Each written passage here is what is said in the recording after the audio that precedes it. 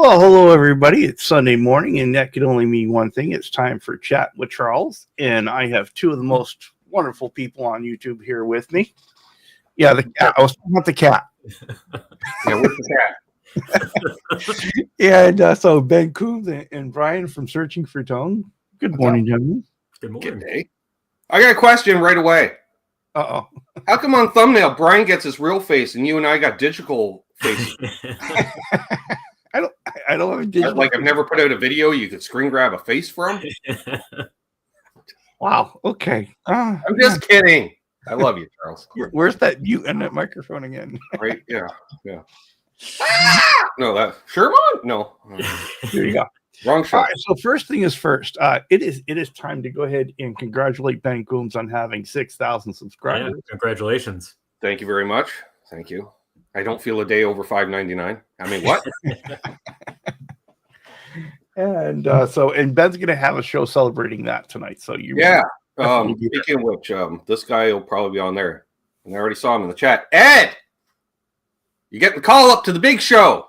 You want to come on tonight as part of the group hang on my channel? Charles will send you the link. So I'm just saying. I'll send him the link. Okay. Well, you have. I don't have his contact info. I'm pulling to Ryan Hall. Ryan did that yesterday. We're in RJ Ronquillo's chat. And RJ's got, I got some ants for sale. He goes, well, I might be interested for a Tennessee brother. You contact Ben. He's got my contact info. I'm like, what am I, your secretary? Take my calls, please. Yeah. I'm like, whoa. Hey, you're both in Tennessee. Talk to each other. For sure. And Brian here has just been going great bounds on YouTube. And Brian, looked you up this morning. You're at 908. So you're coming up close on that 1,000 real quick. Yeah. So congratulations. Thank you. Thank you. It keeps on going like this. It goes up, down, up, down. Welcome to my world. Brian. Yeah. Welcome to my world. Oh, that may. Also, he seems like a nice guy. I'm not him. All right, well, let's say hello to all our folks in the chat. We had Earl coming in. Want to know what we're all drinking? He says, remember, you can't drink all day unless you start in the morning. That wasn't the first one in the chat either. Oh? It deleted itself, I bet. Oh, yeah, one of those ones that they're in so early they time out. Yeah, because someone said, I wonder what Earl's drinking. Yeah. I think it was Ryan Hall, actually. I think that's so. Oh, yeah. No, that's right here. Just a couple down. Oh, yeah. Maybe not. I don't know. Sorry. It's like I think it's my own show or something. Who knows? Anyway, John Dotson is here. Well, he stopped in. He's on his way to church and he's preaching this morning. So he hopes we have he too, like me, leads a cult. Yeah. That's right. You got to start somewhere. Yeah, put it in. Do. Yeah, he's gone legit. He's got buildings and infrastructure, and I don't. That's right. And Martin stopped in, and he is saying hello to everybody, and he's looking forward to this, and so am I. I think this is going to be a great time. Martin, we got Big Wave Dave here. Oh wait, you can't even see the wave. Yeah. And of course, we got Paul McNary. Two cats. Yeah. And two cats. You think it's two? Okay, I saw two last night. Yeah. So I'm going with three. I think there's one hiding. I think there's three left, Charles. Unfortunately, I think there's only two. So, yeah, Paul's had some. I don't know, diseases going through or something. Yeah. Unfortunately. Well, we hope that all. Yeah, I had to take it dark. Yeah, I didn't see Rob here in the chat yet, so someone had to go dark. Well, let's bring it back up with Ferd because we're saying readings and hallucinations. Oh, he's got the good meds. His back's been bothering him. For those who don't know, Ferd's got a bad back. I think it's from carrying us for years. Buffalo meetings. But yeah, well, it's good to see Ferd here. I missed Ferd at the Buffalo meeting. And our friend from Germany has made his way in. Good morning, John. Tannberg. Went and bought himself a Telecaster, Charles. Oh, I missed this. He's like doing the ship. Where's my gear? It's in a sea container somewhere in the Atlantic or something. I don't know. He was jonesing so bad, so he hooked up with the Tomon, I think, in order. I knew it. I knew that's where he'd go for telly and the little amplification situation. So nice. I get it. Yeah, he's been wanting to go over there ever since he's been planning the trip. So I don't know if he even made it. I think he just ordered it over. And then German efficiency, it shows up before you hang up the phone. I don't know how that works, but for sure. We got Sean Hockey in the chat. Hello there. One of my favorite Ohioans. I don't know. If you folks haven't checked out Sean's channel, you need to. You really Sean's a good guy. Yes. He thinks I run my whole channel on my phone, but I don't. That's okay. Just the recorded videos get done on a phone. Another Ohio. They're all here. Ohioan and dastardly one. He's not. He's anything but.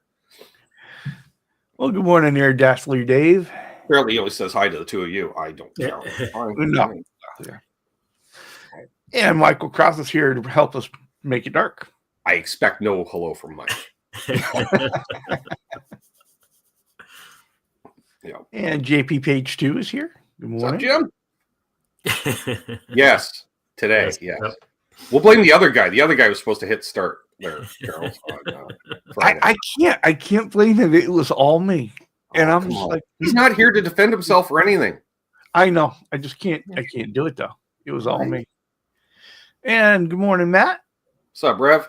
Matt. And Tone Yeager 72. You know, that's a man, Brian. You've known him longer than me. That guy is all about the details. Because I swear he cannot put out a video under 25 minutes in length. It's good if you watch hours. He's our own personal Henning, and not just with the German overtures with the Jaeger. I'm just saying. And of course, he's been putting out some good stuff. Great to see you, Tony Jaeger. You got brother Ed there in the chat, and Ian's Guitar Shack. Here's another guy. Random live streams, day or night, doesn't care. Nope. And he's the only one that's like apparently mopping a floor in his avatar. I'm mopping the floor with Tone. I don't know. So does it mean he prefers a clean tone? Mm-hmm. Oh, you went there. I did. You went there. Wow. Was it a wet, dry, wet situation? Oh, even better. I wish I had my sound effects hooked up. And the guy with the coolest avatar in YouTube. Damn straight. Time surfing alien. I wanted to say it, so I can say alien. And Vox Guitar Rocks has made it in. Another guy. Disciple of yours. See him all the time in your chat. Hasn't made it over to mine yet. Or maybe he has, and I just don't see him. No. Maybe he's one of those early risers. And he's like 8 p.m. Whew. Yeah. Well, it depends. A lot of folks will watch on their phones and not necessarily comment, right? Because it's a pain. Look at you all trying to defend everybody. I'm trying to throw them under buses. And look, Charles, the chat can go under the bus, or you can. Right? Just remember, you still need a whole new exhaust system. I do. I actually know the van's getting louder by the day. I actually do. Hey, it's Bo. And Bo, good morning there. And Merry Christmas to you as well. Yeah. We got a ton of people in here, Charles. I'm just saying. Yeah, we are at 39, which is really nice. Because I did not share it or anything. Say, hey, I'm going to be on with Charles. I didn't either. So. Then again, I'm pretty sure we're all sub to each other at this point. Yeah, Richard Clark is here with, honey, those hippies got into telly again. He's watching us on television, Charles. See? Yep. Yeah. Wow. I think this is the first time you've ever been called a hippie. Cleanest cut. Got one of. You don't look clean enough to be a cop, but Well, we do know those people. Yeah. We know people. Yeah. And BC Rich 581. Good morning there. By the way, I want to touch on Richard Clark for a second. My sister was saying some very high words about Richard Clark, and she's happy that he's made it over to see us and you and stuff. She really likes him over from Phil's chat. So. Oh, excellent. Excellent. Yeah, we certainly appreciate having you. Seems like a fun. I just wanted to throw that out there, Richard, so your head swells up as big as your TV. And Gear Junkie 35 has made his way in. Good morning, Jason. What's up, Jason? Hope it's not too cold in Wisconsin. I always think, no matter how cold it gets here, it's probably colder at Jason's place. And good morning, Blackjack Guitar. Ditto goes for him because he lives north of Toronto, Mm-hmm. into the snow belt. Exactly. And our buddy Steve Reeser has made his way in. He's a rather. I thought about I was doing funny when he came in the chat last week and Charles Green flaked on it too. He goes, "He told us earlier today." I thought about making a clip of where he pronounces his name and just having it and just Yeah, can you send that to me? Because then like I have Charles is here. I love it. So he can rebut me every time I forget it. Western Canada is up and running this morning. Good morning, Hip. Yep, he's out in God's country. Mm-hmm. Okay, as I say that, then the other coast just showed up in your chat. I'm just saying it. For sure. And Jeff K's made his way in as well. I never noticed his avatar before. Look at him all performing for all of his fans. Yeah. Like, 2 empty chairs, most of my gigs in life. Oh, yeah, that's when you know you're good. Hey, BC's here. I've been dark, Rob. Don't worry. And Blue Mox has made his way in. Cool. What's up, Blue Mox? He's leaving Blue Mox all over the kitchen. What? And Hobo Roadie. I think that's a coffee emoji. Not Yeah. gonna lie. One of the most interesting guys on Could be YouTube. dark tea. And Eddie Fay has made his way in. So Eddie? now it's like we've got all the Daves, we got all the Eddies. Yeah, I think so. So far, so good. Does that mean we get to call Ed Eddie since he calls you Chuck? That's right, damn straight. Oh, okay. And we got Mitch Heyman in the chat. What Mitch Heyman is going on here? Story again about your dog there, Mitch. Yeah, for sure. Last Sunday. It's a tough one. I've been through that a couple times, and Yep. You just it is one of the best friends you'll ever have. Mm-hmm. Yep. Yeah. Hey, I got a cat who's an asshole, and I'd still miss her when she passes. So I just imagine if a dog passes away. Mm-hmm. And we got Stephen Monch-Michelli in the chat with us. Good morning, or Monk, depending on. There's a TV show. The name right there, Charles. Yeah, well, I'm thinking maybe he's got a cool avatar too. What has he got? Like Thanksgiving spread right there? I don't know. Partridge Family guitar? I don't know. It looks like a like a Thanksgiving cornucopia situation on the guitar. Yeah. Who are you? Cornucopia. That's a big word for the AM. I've been saving it for a while. He's not on his first cup of coffee, folks. Yeah. And everyone's favorite music in law, Ryan Hall. Now it's a party. There we go. I'm telling you, when Ryan is ready to do his John Prine cover tour, I'm driving the bus. Well, it's better than being under the bus. A fella does need a different view. Yeah. Although he's moved on, he's doing some Skinner now. So yeah, he is. He is branching out, but because John Prine only wrote so many songs, Charles. I know. Let's see. There's Terry 3Gs. What's up, Terry? Always pleasure. Moderator to the stars, just saying. Not because he's my moderator. He just slummed for me. And all the aliens are here because Martian Murray's made his way in. Oh, he didn't do his Murray Christmas to everybody. Uh-huh. Or did he? Did I miss that? He's been doing that. Murray Christmas. I'm like, I see what you did there. For a guy who's not even named. Yeah, and he's the guy who shows up at the Buffalo meeting with his actual name, just first name only, Brian. It'd be like if we didn't know your name was Brian, you just show up and just says Brian. We're like, who the fuck's Brian? So I waited till there was a lull, and I said, excuse me, I'm not going to say his name. I'm like, I have a question for you if you don't mind. I'm like, who the fuck are you? Charles lost it. He lost it. I did. Yep. And Sir William of Bologna. Or as RJ called him, Sir William of Bologna. Sure.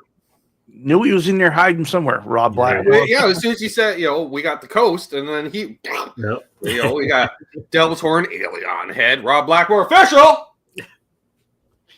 And Keith H., you're here. He's a character. Fuck that guy. This guy's character. I still want to have my chat with Charles, but he's like, I don't know. Keith is part of the High Council over on my channel. Where he does the post show hangs on Mondays. and we'll be talking about something quite often, and Charles can attest, and he'll just have a smile on his face. He's like, I remember doing that. That's the best time. He's like, and he would say, I had the best time. And the smile on his face when he says that simple phrase, you know, he had the best time. Like the stories, right? It's ridiculous. LA, Vegas, all points in between in the 70s and 80s. I don't know. It's great because when you have him and Guitar Man 45 in there, one of them's got a story about something. And one they compare notes with the other, right? Yeah. They're like, oh yeah, I totally remember that. They have a shared experience, as it were. And good morning, Patrick Trites. It looks like we have now made it through our list of everyone. We have not. You missed BC Rich 581. No, I did BC Rich 581 a long time ago when he first came in. All right. Just want to make sure. You got Dave Chase. Yeah, we got Dave. Yeah. Dale Yon. Yeah. All right. Not bad. Only a quarter of the show for roll call. Perfect. Well, you know, it's not late. I don't think someone's going live from Peru after this. So, although he should. And Mom says hi. Hi, Mom. Hey, Mom. I'm sorry she's not feeling so good this morning. Hopefully, you get Wayne McConnell. I don't know. Okay. You know I'm going to scroll through the entire chat. Well, Wayne McConnell's here with us. There you go. Just joined in. Swear to God. Just insert his name. I don't know. Time trial. Put his comment earlier in the chat. But all right. Anybody joining in, say hi again. So in case we missed you. That's right. If we've missed you, say hello again. Exactly. If Michael Krosgauer, hi, Council. Hey now. Exactly. I feel weird. I can't highlight. I know. I'm like that when I'm over on yours. Yeah, it's really weird. It's really weird. It's like you're driving the car, but you don't know where we're going, and I do. Mm-hmm. You know, so it's like you're trying to give direction, but you know, yeah. So, I don't know. Anyways, hi, folks. What do you want to talk about? What is the subject? Charles usually tells me, he gives me an itinerary. Oh, this is what we got planned. He's like, this is the first time I'm going to ask you. I'm like, I know what the first question is, Charles. After that, wide open. It's, you know, one of the things that's interesting is I thought we had kind of a unique perspective on YouTube among this group here, right? Because we've got you who have been doing it for quite the while. Oh, thanks. Yeah. Wily veteran. Wily veteran, and filled with knowledge that has spawned many other channels, and and certainly but wait, hang on, because that sounds like you're giving me praise, but really they're like, fuck, if he can do it. That's how I feel about me. If I could do it, then any of you in the chat. Exactly. For sure. Well, there's a certain point to that, and no, but all kidding aside, you know. Not only have you created this really great community that is the nice part of the guitar community. I try, yeah. You know, and but you have certainly helped a lot of other folks come along with their channels, and not only with saying, "Hey, go, you know, sub this guy," but also helping a fellow out with some advice. Well, you know, it's like if I come to see you play and you play on stage, Brian, and I hear you're out of tune, I'm going to say you're out of tune, right? You know, check your tuning. Well, I remember, like, for instance, Charles used to do all of his work right there in that room, for those who haven't seen his older videos. And it's hot in Texas, so I understand why he had the ceiling fan on. But the ceiling fan cannot be on because it was just strobing in the camera, basically. And I'm like, you can't do that, dude. I had 3 seizures trying to watch your 8-minute video. Cut it out. He says, yeah, but it gets hot. I'm like, well, dealer's choice. You can either work on guitars and sweat and record it, or, you know, be comfortable and not record it. So we ended up going out in the garage and sweating every time. So you didn't have room until Ed showed up to bail your ass out. It's true. You know, kayak makes a lot of room. You know, also good form of exercise. Yeah. Yep, sure is. And so we've got Ben, and you know. Billy's going to start a channel called... And all the nice stuff I just said, I'm taking back. And then, of course, we've got Brian, who's come on the scene and really new, but just laying into it. I mean, giving it all. And You know, Reminds me of a younger me. No. man's approaching 1,000 subs. He's putting out great content. He's got. I wouldn't say it's great. It's your content. thumbnails are Okay, first of all, no. The bar's low in this community, Brian. You do editing. You actually take the time to make a thumbnail, so it's not just, still shot. YouTube grabs. Consistency. Holy crap. And dare I say, similar to myself, a variety of things where you do the live thing as well as the recorded video, because a lot of people do one or the other and barely do both. They might I do one video every couple of weeks and one live stream every couple of weeks, or, no. Yeah, I feel like consistency is a big thing. Even if you just do like one video a week, it's kind of like YouTube lets people know you're still here. But if you do one like once every, 3 months, they kind of like, they're not going to know it. But and if it's once a week, just make sure you're like, every Friday at 9 a.m. my video comes out, so people learn to expect it. I like the way I say it, I'm like, I don't understand. I'm sorry, Charles, there's a mini rant here. Holy crap, it's Bruce. That's not the rant, but Bruce. I think it's Bruce. It is Bruce. Yep, that is Bruce. Also Ohio. Also from Ohio. Which my sister gets a. She's like, how do you remember? I'm like, I don't remember a lot of things in life, but I can tell you where you live. Yeah. Well, yeah. Well, he lives in Hades, so yeah. So there's that. Well, where was it? Oh yeah. So, like, I'll get the other day we had someone pop in the Buffalo meeting. Not gonna name names. Showed up 3 hours into the meeting, Brian. Okay, and so I just got the notification. I'm like, been doing the meeting the same time every month for 3 years. Right. Yeah. Yep. It's like a TV show. We used to know, The Simpsons were on Sundays at 8. That's one of the reasons I took that time slot. Simpsons time slot, right? So it's like, or people will show up late to a live stream, and I'm sure you'll get this too, Brian. They're like, oh, just got the notification, or didn't realize you were live. Fucking every Wednesday at 7, Brian's live. Right. You can watch by it. I'm just saying. Yep. Oh, I didn't realize. Now, the funny part is we're going to flash forward 4.5, 5 years, Brian, and people that have been watching you since now are still going to say that. You're like, again, same time every week. Same time every week. You can set a timer on your phone if you want to. Same time. Yep. Yeah. See, even Martin's like, you do a lot more professional than we do. See, yeah, but Martin, you've really embraced one of my first spin-offs, Charles. Great channel. And it was like we outsourced Canucks with Guitars to Austria. Especially early days, because if you look early days of my channel, I had a co-host. We were in the same room together. We used to read the chat off the phone. And then I tune in these guys, same thing, with Austrian accents. And I loved it.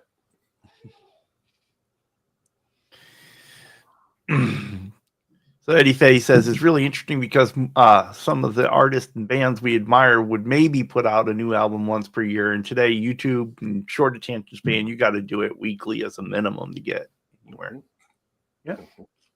But then again, back in the day with Music Cycle, you were releasing an album every year and touring a cycle through that too. Yeah. Well, you generally writing part of the album on the road, finishing it in the studio, but you only had a month or two off a year, a month maybe. You had 2 weeks between recording and going out on the road, and 2 weeks off the road before going back into the studio, and that was pretty much it. Yeah, and it's you do that, and that's a tight schedule if you're trying to be creative and let things flow. Come up with stuff. Yeah, I had put them up there earlier. But welcome in, Papa Blue. Hey, I was playing with the talking stick earlier, the handheld forest fire. It's kind of affected because it wasn't quite awake yet. Right? I'm not gonna lie. And Lucas has made his way in, so we've got all of L&M guitars. See, him I got first. There you go. Trade off. You got Papa. I got Lucas. By the way, I enjoyed Lucas's video yesterday of his top 5. Yeah. Yeah, the top 5s takes half the time as the top 10. I don't have. Again, we go back to attention span. I don't know. 10 really. Who was my co-host? That would be Mr. Richard Shanahan, one of my best friends in the world, as well as at that time we played in a band together. It was interesting, Brian. People tune in. They're like, "Wow, you two have a real camaraderie." Yeah, we're best friends, and we play in a band together. It's like, just can't get some time away from each other. Yeah.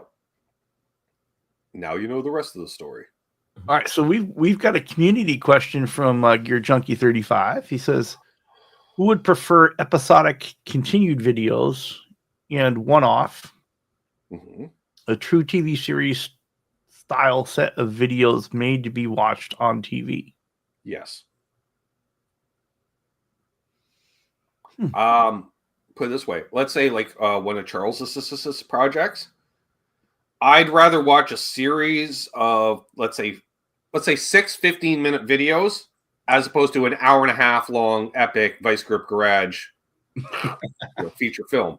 Yeah. Because I don't always have an hour and a half available to sit there and just watch that.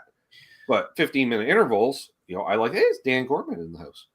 Well, Brian. And that's one of the discouraging things about creating a video. Right over Brian, that's fine. It's his show. No. No, go.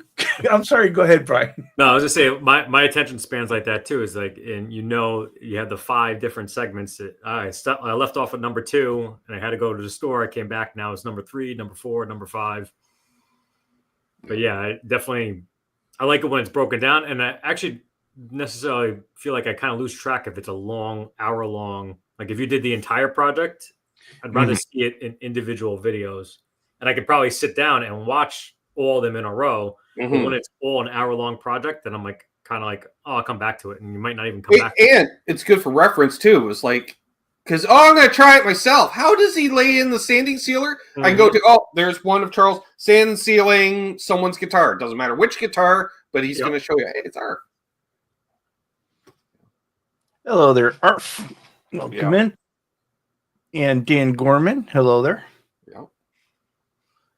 But no, it's a really good point, because like when I was first doing the Fabric Talk videos, I didn't want to make a video that was longer than 20 minutes because I didn't think anyone would watch after 20 minutes. And when you really sit there and you look at it, you make a video, it's really disheartening. You made this video and then someone watches like 3 minutes of it. Your average view time in a 20-minute video is 3 minutes viewing. It's like, great. Yeah, the last setup video I put out was 24 minutes long. The average view time 6.5 minutes. Yeah. Oh, what? Now I know some people may have it on a loop and it accidentally goes over, which is going to cut down the average. But that tells me a lot of people are only, if that's the average, and several people are watching the whole thing, how many people are only watching 2 minutes? Right. Yeah. Mm-hmm. Yeah. Well, there's that. Yeah. Thanks, Ed. She's a diva. So the first several videos I did for guitars, there were 20 minutes, and then I was constantly figuring out, okay, what to cut out, because I didn't want to go past 20 minutes. Like, so people, and so folks don't get an idea what really goes into it. Yeah. And so now I can make it 10 minutes each, 10 to 12 minutes on each section. Mm-hmm.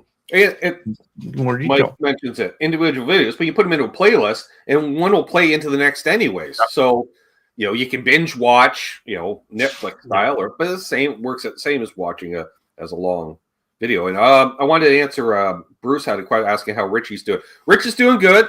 He's retired from gigging. He's still playing pretty much every day at home. He's discovered slot cars. He loves slot cars. He's built a scale model track in his shop, and it's cool.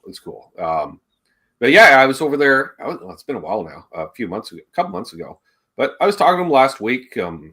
He's thinking about dabbling with the digitals, Charles, because he's not gigging anymore. He just wants something multi-effects with several presets he can do. So I'm gonna hook him up with a fractal, I think. There you go. Yeah, he is married. They have a kids 5 now. Leo's got to be 5. I want to say.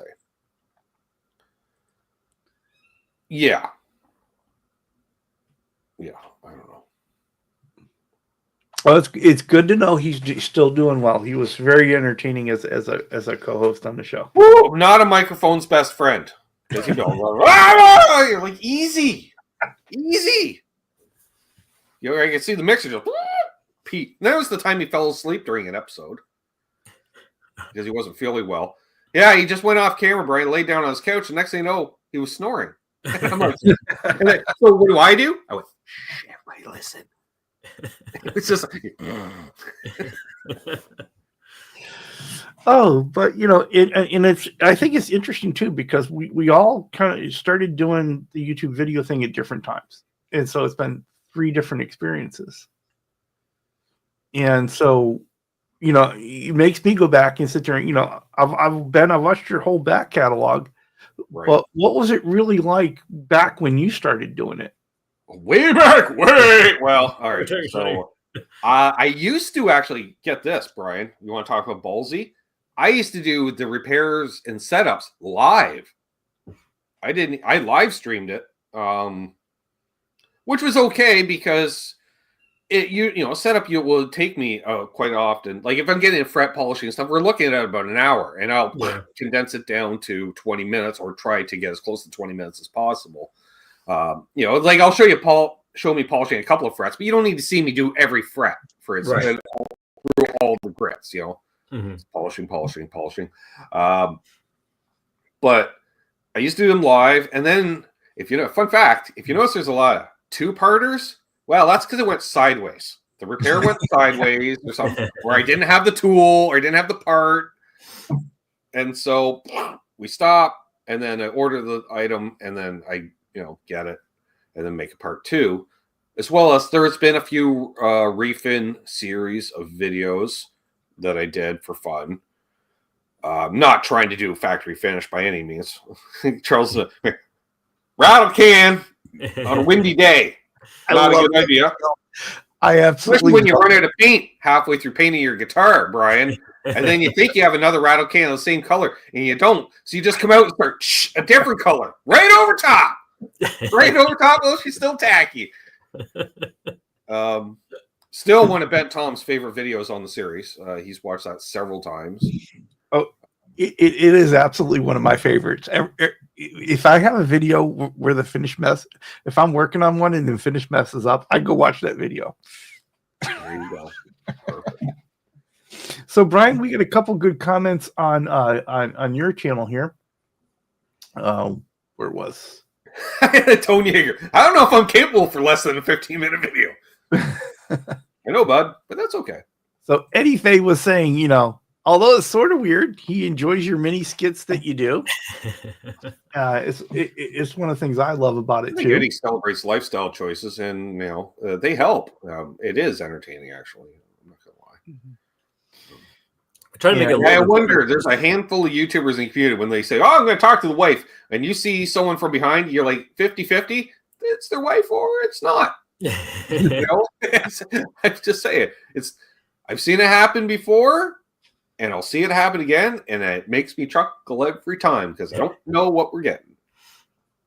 Yeah, try to make it a little bit different because there's a million channels out there like me. Well, they're better than me because they actually know how to play. But I rip people off myself to I'm not Mr. Original, folks. So like Charles, like, oh yeah, we've all ripped Ben off. Well, yeah, I said originally. I started the channel. The live thing started as a place for us, the community, to hang out on a Thursday night because nobody was doing anything on Thursdays at the time. Now everybody does Thursdays for a while there. Yeah, Martin enjoyed that as well. And so that's where the live thing came. And then coming from the background of playing in bands, indie bands at that, where you're spinning multiple plates all the time, because it's like you're writing the music, you're performing the music, you're doing merch, you're doing advertising, promoting, blah, blah, blah. That's why we got into gear demos, because I know putting up gear demo videos, people use YouTube as a database, like Google. Hey, what does a Phase 90 sound like? So they'll find a video on a Phase 90. So those create a subscriber base and this and that, which is totally separate from this. Which is definitely more social, why we had the live as well as the demos. And then I thought, well, I'm not always able to demo a new piece of gear. Let's do the setup videos, because that's just for the consistency of keeping a couple videos out per week. And I'm doing it anyways. And, can I impart knowledge type thing? And that's the thing, like, I'll play up the personality in my demos, but if you watch the setup videos, they're pretty straight overall. They're not, we'll throw in a few things like Charles using his Ace Frehley sauce to put binding in and stuff like that. He calls it acetone. It's Ace. Or Ace to base sauce is also allowed.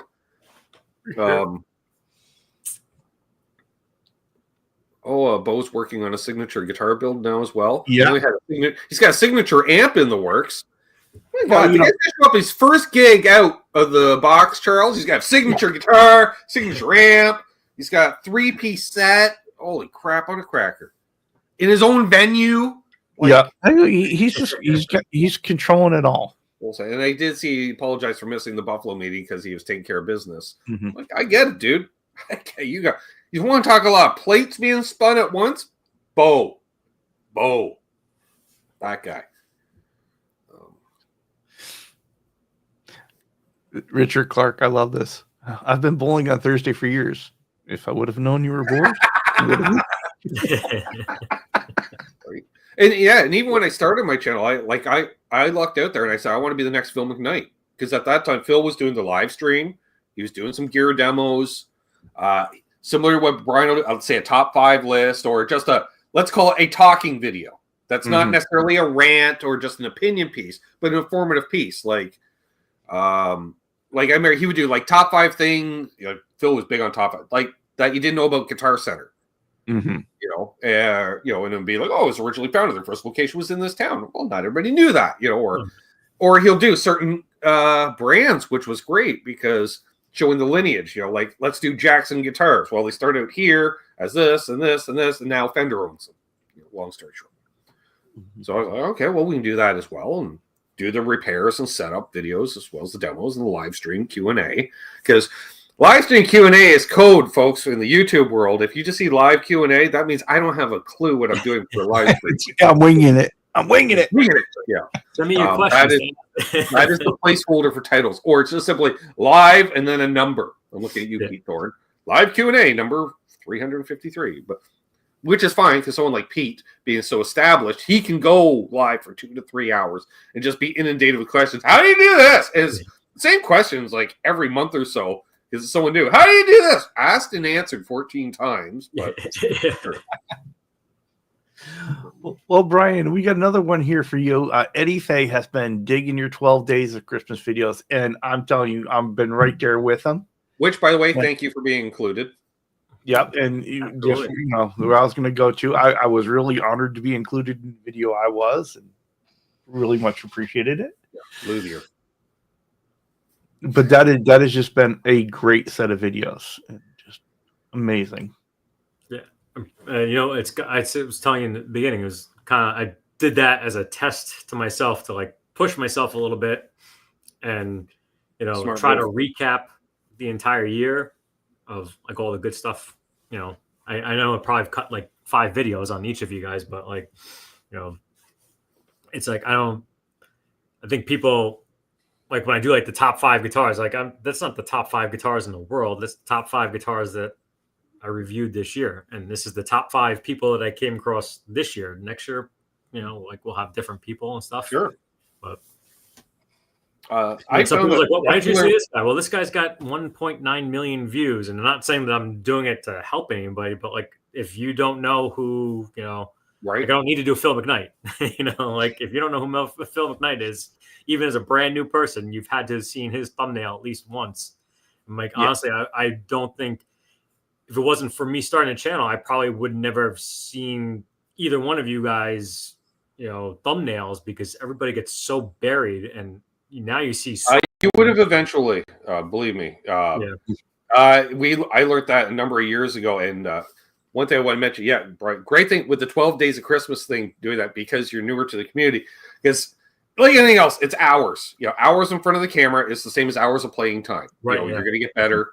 You get more comfortable. It just becomes more just easy to do. Mm-hmm. And so I did a couple times was a Veda, which was vlog every day in April or vlog every day in August. So you have to do a video every day as a result. Yeah. And that becomes a lot of work because you're like, what am I going to talk about? Blah, blah. And so it was usually just me talking into the camera for 2 to 3 minutes or something, or going live and doing it or whatever, but just a constant. And by the end of that month, hey, guess what? A lot more relaxed. Mm-hmm. Yeah.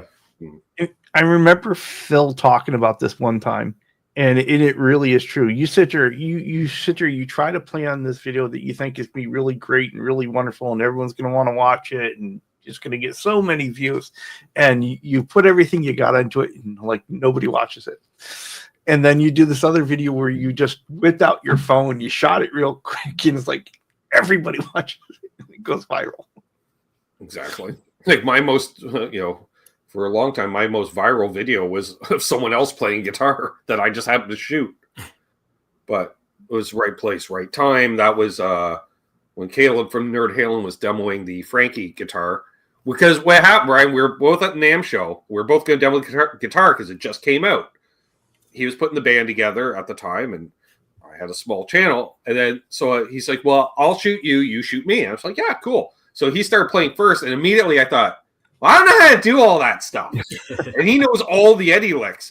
So I'm like, I'll just put your video on my channel, which has a much bigger audience.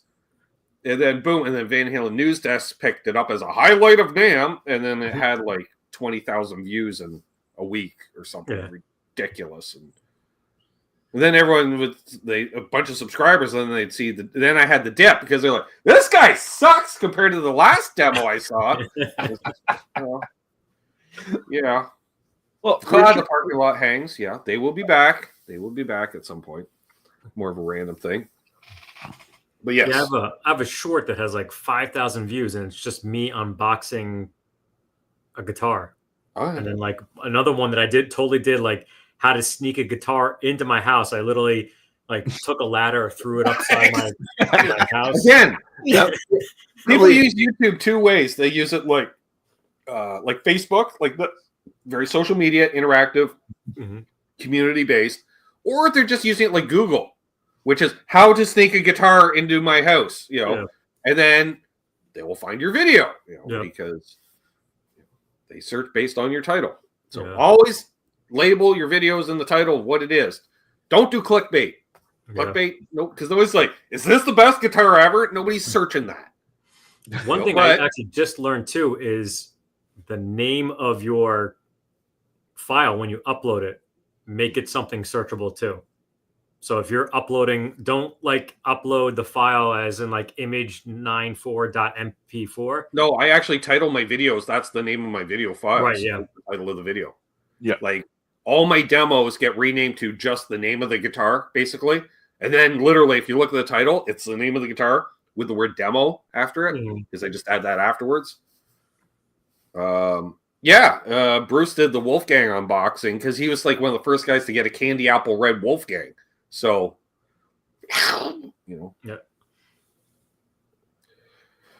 Yeah, Eddie. I wasn't going to bring it up. I just went for the redheaded stranger myself. But, plus, I don't own a Star Wars shirt. Sure, sorry, Carl. Well, this wasn't meant to be in the house or the merch or anything like that, but it's like something that I came up with for my merch store. But hey, a fellow wears a lot of Star Wars shirts. He does. Hey, look who woke up! Woke up out of bed. Just saying. The legend himself, Symmetry. There he is. Hey, Trev. Good morning. Yeah, Jim, we're 3 away from 500, so yeah. We'll work on that tonight. Since a fellow snagged a bunch from RJ yesterday. Maybe we can get that done tonight during my 6,000 subscriber hangout extravaganza. Woo. Top 3 out of 10 on the list of 10. Ben is Ben, Brian, and Charles. Okay. Well, thank you very much, Ed. Thank you very much. Thank you. Sorry, Trev. I forgot he imbibes in different lifestyle choices than myself on occasion, which cause dehydration of the brain, which causes headaches and ear sensitivity. Yeah, so sorry. Are gummies required? No, that's next week, Bo. Next week's the edible extravaganza. Although a fella is kind of broke right now for the time, so I was hoping to raise some money tonight's show, Charles, because they got guitar strings on sale at the Long McQuaid for $3 off instead of 18 pack for 15. So a fellow would like to order a couple of sets of strings, tomorrow. I'm just saying, revenge the Chuck. Okay. Or yeah, right. Yeah. Star Wars themed guitar shirt. Why not? Let's see. So Martin says, their most successful videos are the quick tips, the tutorials, and the long push pull explanation video. Sure. Yeah, that's right, Trev. You got to go over to Long McQuaid, like soon, because you got a show later or two. Because Trev will probably be joining us tonight. That's good. Movies. I just realized he's got Santa hat on his avatar. Is that new, or has that just been there like your lights? They're just up year round. You know, I'm not sure. And National Ball comes around every year, Charles. You know, they're like weird. Oh, it works. You know, but yeah, my two most popular, let's call it repair or workbench videos. Let's call it workbench videos. Is fret sprout and how to remove it, which I did a very straight, you know, just educational, and how I roll fretboard edges. Those two been there since last year. So just noticed now that 3 days before the holiday, Ben finally notices. That's when you pay attention to stuff like that. Yeah. So yeah. But fret sprout, because everyone, well, not everyone, but a lot of people deal with fret sprout and they want to know how to get rid of it. So I'll show that. Or if you can and then I get the people on the fretboard rolling fretboard edges, because a lot of the more affordable guitars, say you buy off the Jungle website, they don't roll the fretboard edges, or at least they didn't used to. And then they get the people, the experts, you know, the experts, Charles, you know them. They'd never have any content on their own channel of any kind. But they have Brian, I'm sure you've encountered these fine gentlemen. But that's not how I roll fretboard edges. And I said, check the title. It's how I roll them, not how you roll them. That really winds them up. You don't know what you're talking about. I'm like, really? Because the video's got 30,000 views. You know, maybe I do. Well, you know, and then you know, in some, you know, I've at some point in some video I said something like, "This might not be the best way I do it, best way to do it, but this is how I do it." And then you get like 5 guys in the chat. They're like, "You should do it this way." Well, it's like I think I did it live on air when I was upgrading to locking tuners on a Les Paul shaped object, and I had to drill out the holes for the new tuners to go through. The problem with my drill at the time, Charles, is you had to hold the trigger down and then put the battery in, so it's just going, you know, sort of like bump starting it. Okay, so when you think about it, then how are you going to line it up? Because it's already going. It's already going. So you're just, well, go for you got one shot. So yeah, that was fun. Yeah. Oh yeah. There is more than one way to rock. This is true. There is. And roll. Did I say fretboard bongs? I thought I saw that. Oh yes, you did, Richard Clark. Great. All right. I'm not even. I tried to do it sober because you know I don't want to mess it up. Yes, you do, Trev. But can you keep breakfast down? You might want to go to get the strings first. Allows the stomach to settle a little more. But then again, he likes to have the old Irish coffee when he goes out. I know, but I would get the strings first, because that way he's closer to home. If he gets the strings and then he gets the food, he's closer to home. In case there's issues. Yep, I agree. Yep. Oh man, now I gotta get strings tomorrow. But Brian, you do some really creative things, like when in your skits, and I've always wondered how do you get yourself in the same video twice? So a lot of that is just actually just layering so like when you take your clip, you can cut it and just layer it on top. And then this thing called Final Cut Pro, they have masking that you can. Now it's even easier. They have a thing you can just drag it on top of it. So I drag it on top of myself, and it'll like I can collect the colors that I want to keep in, and then also then switch it and take the stuff out. So if I wanted to totally have myself in, I would just drag it over on top of me. It'll red me out, and then the background, if like let's say it gets the Marshall, I just click on the black with a negative icon, and I'll take it out, and then it'll scan everything and it removes it. It's better if you have like a background that So like I'm gonna set up a curtain eventually, a white curtain instead, because now with this one it's easier than I used to use green screens. Mm-hmm. But if you see like some of the colors look off a little bit, that's because the green screen, if you like a blue has a tint of green in it, or it's part of green, so it changes the blue of it. But a lot of that is just layering, and like the one with the I didn't even realize it. If you go back and look at it now, the one where I was vacuuming, you can actually see me, but then you see the table that's back there. You see my legs get cut off of it. There's something that I missed out of the whole thing, but I think sometimes when that stuff happens, it's just you just leave it in because it's funnier. Right? Yeah, I actually didn't even notice it until I went to do the redo clip of everything. Oh, the light! Dang it! Proof that Ben solves this. Forgot. It's like fucking Stonehenge. Ben gets blinded during the see? There it is. Yep. And then when you remove the background, you could take any a lot of that stuff is just pictures. You just take a picture and you layer it on top. It's all about like layerings and everything. So, but it's like a soda pop video, just blinded by the light. Oof, yeah. I gotta do some more of those. I absolutely love the part of when you're unboxing the creamer and you put it down in the box. It's a good thing it was in the box because you got the glare. It's like your hands. Absolutely blinded. Yeah, and I almost put it down on the asphalt. Unboxed this beautiful body that Charles did, and just went right onto the asphalt. Yeah. Oh, it's too much. Yeah. Oh, I can't see nothing. I'm still half blinded. Oh, Jesus. All right. Let's see.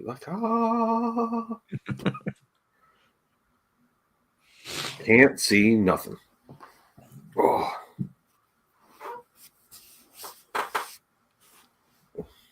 All right, Keith. Thank you. New producer. Yep.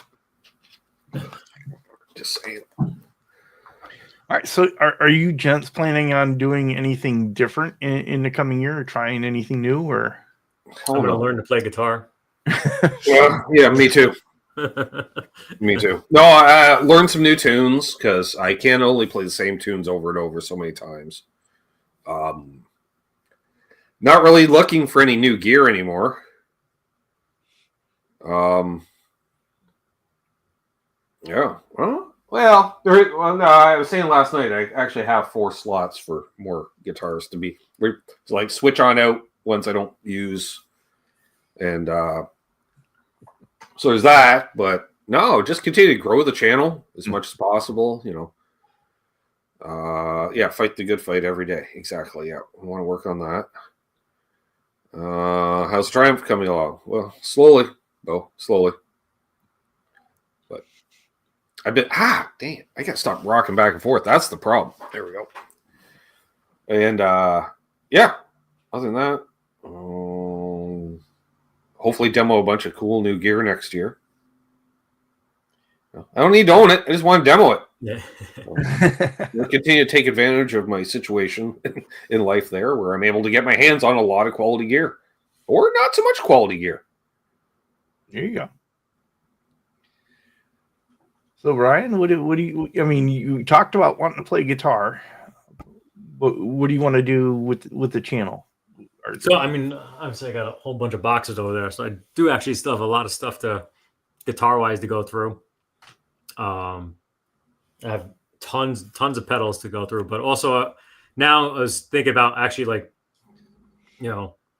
I've always been wanting to learn how to play again, but like the channel takes up so just trying to get your feet wet on how to edit and how to talk in front of a camera. It takes so much time and effort that like I haven't not played a guitar unless it's in a video. I saw that. Knew that was coming. Careful when you get quality gear, need a place to put it too. I know. I got quality gear, Bo. Come on now. I got gear older than your gear. Well, I'm not buying the Theodore, Mike. Easy. Sorry. I'm That was certainly hoping to get great. back to having a video out during the week in between the two shows, or something, something other than,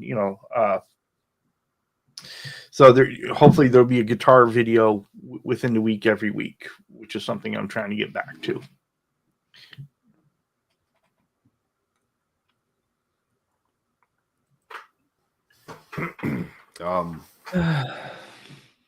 Already light candles. Oh my. And I start my own cult like Jesus did. That's right. So there you go. Continue to grow the cult, Charles. Just saying, haven't gained any subscribers since this show started, because I'm pretty sure everybody here is already subscribed to me. It's hoping the community too. Get more people involved in the community. That's what I want to do too. Which it's kind of networking. Meeting Brian, and Brian already had his own like independent community of what Charles and I were kind of doing. And then we've kind of merged together, and then all of a sudden it's like, holy crap! I know, Trev. That's one of the really great things. You're like a deacon, so it's okay. Or wait, a bishop? Even we'll give him bishop. So I don't know. You're up in the church. That's what I'm saying, Trev. You're up there. He's part of the High Council. So I don't know what that means. Maybe we'll get him a bishop hat instead of a buffalo hat. I don't know. And then we've got Reverend Matt. So yeah. What? Communities. Yes. Expansion. Yeah. Just so it's more the merrier. Yeah. Because people are like, oh, I didn't know that guy was on. I like that guy, I didn't know he had a channel. The amount I still hear that. You go into a chat and they're like, oh, Ben has a channel? Yep. Yeah, I mean, if you actually look at it though, for your subscriber size, you have a huge amount of people in your community compared to somebody that has 100,000 subscribers. Dylan Talk Stone, you might have just as many on at one time as he does, and he has 100,000. So I've always been fortunate though. It's weird, honestly. When I had 400 subscribers, Brian, I'd go live and have 56, 60 people in my chat. Mm-hmm. Even at that time, just because I'd been part of the community, and I'm just like, hey gang, start a channel, okay, and then within the year, and it's been kind of flat ever since, unless I have someone major on. Charles knows, if I have a big guest, I'll have 200-300 people watching live, and I'm like, where are you all every other week? Yeah. But I noticed I'm big on. I have 5 out of 8 people, say, from the community any given week. We have a core of 40 or so. Mm-hmm. Then it's certain ones will catch every other week. But it's you get, if everybody could just tune in all at the same week, it would be huge, because I know as soon as you hit 100 watching live, YouTube really starts promoting you. Right, yeah. Yeah. And then that's when the algorithm, because Charles knows, I'll hit just over 100 with a guest, and all of a sudden, boom, it's 120, 130, 140. Just boom, boom, boom, boom, boom, boom, boom. Crazy.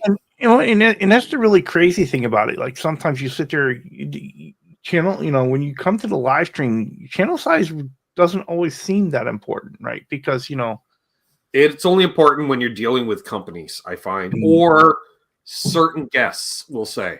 And that's more let's say rock stars, because they see us are you the Tonight Show? What's my reach? Because I'm coming on to promote something as opposed to just talk like a podcast or something like that. That's why Rick Beato can get the guests he gets, because they're more of that mentality. I'm actually surprised at the amount of major people in the industry I've had on that have become friends over the years. Mm-hmm. Well, there's that, Mitch. There's always that. Well, that's actually my next segment is actually on female guitarists, and I'm trying to figure out a way to say it without saying it, but you want to say it without being sexist in any way. And the ones that I highlighted are the ones that are, to me, doing it the right way and not showing off, half naked, ness, or I would go behind it. Because one of the first things that one of the guys in my firehouse ever sent me break my balls was my first short was, I think, polishing frets or something like that, and it had I think 500 views, maybe, if that. And she's talented, but a female next to me with 9.7 million views think she's playing a Telecaster, and it's because she's got her boob like resting over on like basically like clickbait, like, and she has talent, but like the ones that I am highlighting here haven't like done anything like that whatsoever. But, no, believe me, it's frustrating. I've been doing YouTube since the beginning of 2018, and I'll see someone with minimal talent, but they look fine, and boom, they got 100,000 subs. Yep. Based off the shorts and stuff. That's why I don't watch shorts, because I get inundated with that. I'm like, I save it for Instagram. Yeah. I wish they got my rid of demographic. I wish they got rid of shorts, just because it's like it lives shorts. better in Instagram, it lives better in TikTok and all that stuff like that. Yeah. Keep YouTube. Yeah, we're not TikTok YouTube. Like TikTok's TikTok. No bearded ladies. Well, and that's a good point. But we are kind of our own. Who's watching all this guitar content, right? It's guys, right? Yeah, right. And who's watching? Who's watching these women because they're good looking. And guess what, guys? You ain't gonna get with any of them. So you might as well listen to an old ugly guy who can play much better. But I'm not saying me, old ugly guy plays much better. I'm saying look, some other, like, go watch a Jimmy Page video or something. I mean, at the same time, there are some good female players that are out there and they play, and they're it's just, they exist and they're there. Mm-hmm. Yeah, I mean, not to knock any of them too, because they got to put up with a lot of stuff too. Because even like one of these females, Kayla Kent, she just did like a reaction video to her comment section not too long ago too, and she's getting like all these creeps, and like saying, "I just felt my pants moved" or something like that. I'm like, Jesus, I'm glad I don't have to worry about those comments. If I ever get those, nobody leave any of those comments in my comment section now. But it doesn't always sell though, Terry. That's the thing. Yeah. It doesn't always sell. Yeah. Like that's the thing. Like, Steve from Boston was touched on a bit last night. Like the guitar ads with the bikini models holding a guitar. Mm-hmm. It's like if someone's got a thumbnail that is basically that like a bikini model on the hood of a car, and they're and it's live guitar Q&A, but that's the thumbnail. I'm like, I'm out. Sorry. Like I'm not in high school anymore. It's not the 90s. I've evolved. I'd rather just put up a thumbnail of a quality Lester Palfus or something.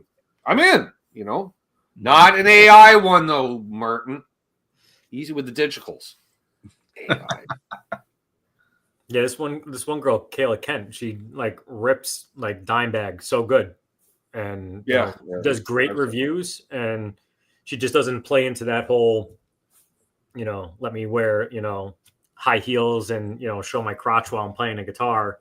Yeah. And she still gets creeps, but like if she did like one video, that's all she needs, and then she would get 100 million views.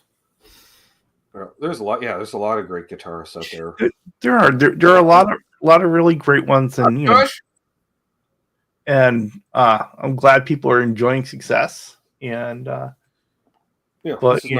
I'm here to have fun with it, And that's the same. I don't care if other platforms having fun. Hey, Kush. So Martin says female guitarists are essential to get the girls into this kind of music. His daughter's a huge Ali Venable fan, and she gave her another level of motivation to learn the guitar. Like both my nieces are big Taylor Swift fans. Mm-hmm. Guess what?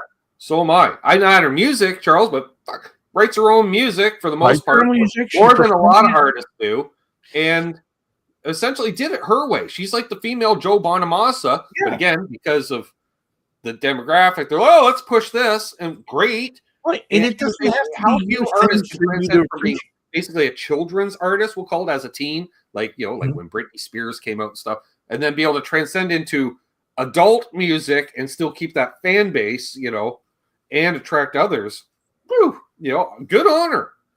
And it doesn't have to be your thing for you to be able to appreciate it, right? I mean, there's someone that works hard on it. That may not be my style of music, but I can appreciate what went into do it. And world tours and hey, Tim. There he is. What's up, buddy?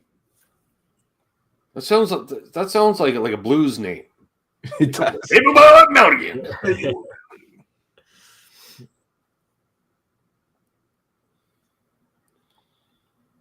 Yeah. Yeah, that's Okay,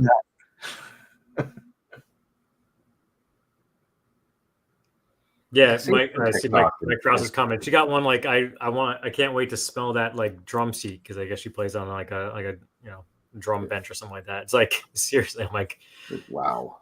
Yeah. well, it's like what are you watching it for? What are you trying to appreciate? Right? It's like, Yeah. are you just that person?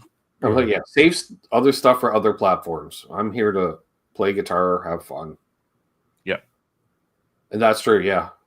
Yeah. I don't know if my older niece is as much into Taylor Swift anymore, but it's the one thing that the two girls that are, they're like 6 or 7 years apart in age, but they can agree on that.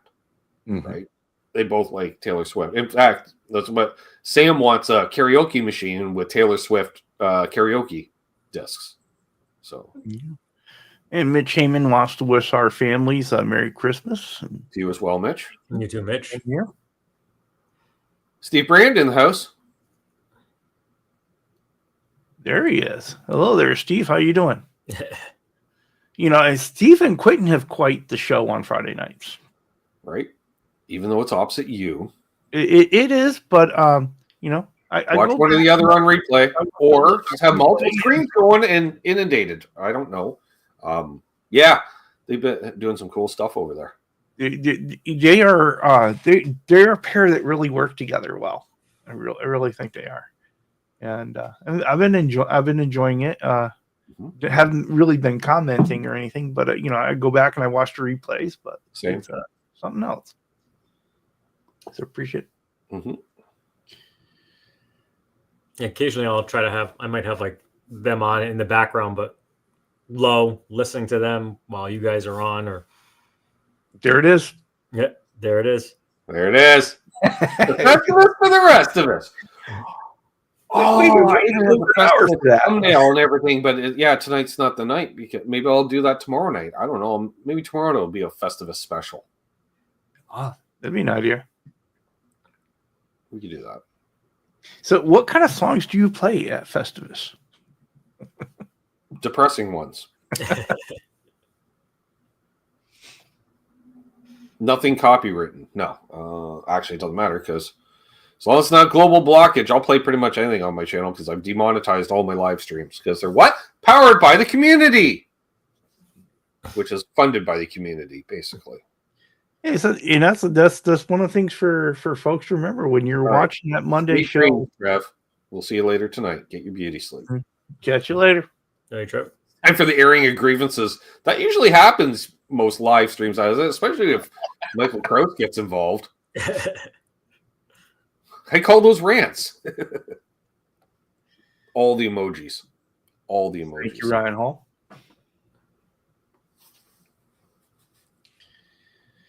All right, so Brian, what do you got coming up?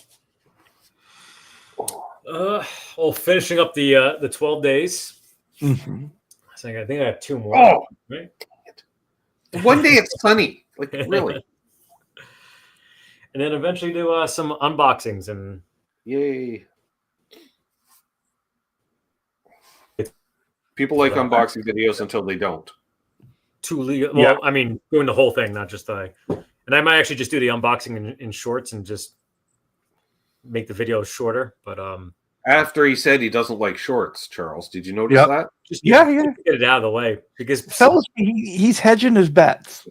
people just like it. I don't know why. I mean, I have a tendency, because some people will really hate on unboxing videos. Like, it's like, you can get it too. I didn't get the only one. But what I do is I actually make a lot of my unboxing videos are for the channel members only. Or and Patreon, stuff like that. Because they're your fan, their biggest fans anyway. So they're not going to complain and they enjoy that stuff. And it is funny. Really, sometimes it depends on what you do with an unboxing video. Like, for example, the unboxing video I just did for the 2 guitars that Ed sent me. Yeah. Okay. a typical video for me gets, it'll get like 150 views right away, and then they'll kind of add up, way down the line over time. Get that. But that video is at went to 400 really quick, and it wasn't much of anything other than. I think there's some people that just sometimes they just actually want to see an unboxing, so they actually Google unboxing, and then Yeah, but then the rest of the world doesn't want to see it. So when you come out of the box, do you have Man in the Box playing in the background? good. Oh, that's good. And that's the only reason I started doing that is because it's crazy that they send you a big, huge Amazon box with a little guitar box in it. I mean, how much more is that thing getting bounced around now because it's in a box, unsupported? It's like, worse. Just send the guitar box. Kind of encourages it. Yeah. Yep. Well, gentlemen, what do you say we go to 12:30? It's 12:12 now. Do you want to? We can do that. Yeah. I'm okay with that. Overtime! Bonus content for the holidays, folks. It's Christmas miracle. No, it isn't. Yeah. So, Ben, have we selected what guitar we're playing Monday night? One that's in tune? No, I don't know. The Gretsch is fresh, and it's red, so it's festive. We could do green and red guitars. And we got the Ibanez, the green Ibanez, which still needs to be paid for.